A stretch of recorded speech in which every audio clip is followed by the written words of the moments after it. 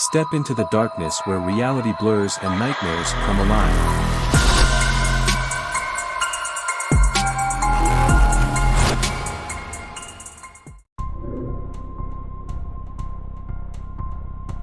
The first time I stumbled upon the forgotten street, I thought it was nothing more than a trick of the light.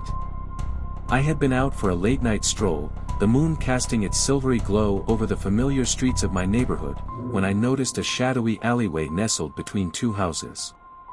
Curiosity piqued, I stepped closer, my footsteps echoing in the stillness of the night. As I peered into the darkness, I caught a glimpse of something strange, a row of houses that seemed to stretch on endlessly, disappearing into the blackness like ghosts in the mist. Intrigued, I ventured forward, the hairs on the back of my neck standing on end as I crossed the threshold into the forgotten street. The air seemed to hum with an otherworldly energy, the silence broken only by the distant chirping of crickets and the rustle of leaves in the wind. The houses that lined the street were unlike any I had ever seen before, decrepit and crumbling, their windows boarded up and their gardens choked with weeds. It was as if time itself had forgotten this place, leaving behind nothing but echoes of a forgotten past. As I explored further, a sense of unease settled over me like a suffocating blanket. Shadows danced at the edges of my vision, flickering and twisting in the moonlight, and whispers echoed through the deserted streets, their words lost to the wind.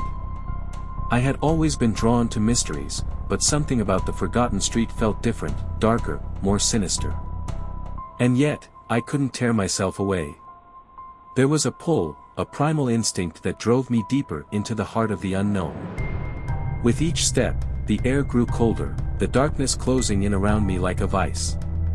I could feel eyes upon me, unseen and watchful, their gaze piercing through the gloom with an intensity that sent shivers down my spine. And then, as I turned a corner and stumbled upon an overgrown garden, I saw it, a flicker of movement, a figure lurking in the shadows. I froze, my heart pounding in my chest, as the figure stepped forward into the moonlight. It was a woman, her face twisted into a mask of agony, her eyes hollow and empty. She reached out to me with trembling hands, her voice a whisper on the wind. "Help me," she pleaded, her words echoing through the stillness of the night. "Please, you must help me." Without thinking, I reached out to her, my fingers brushing against hers in a desperate attempt to offer comfort. But as our hands touched, a jolt of electricity shot through me, sending me reeling backward in shock. And then, in an instant, she was gone, vanished into thin air like a wisp of smoke in the wind.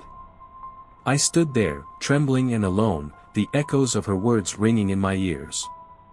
As I stumbled out of the forgotten street and back into the familiar embrace of my neighborhood, I couldn't shake the feeling that I had stumbled upon something ancient and malevolent, something that had been hidden for centuries, waiting for the right moment to reveal itself to the world. And as I lay in bed that night, haunted by visions of the forgotten street and the woman who had vanished before my eyes, I knew that I could never escape the darkness that lurked just beyond the edges of my reality. For once you have glimpsed the shadows of the forgotten, they never truly let you go.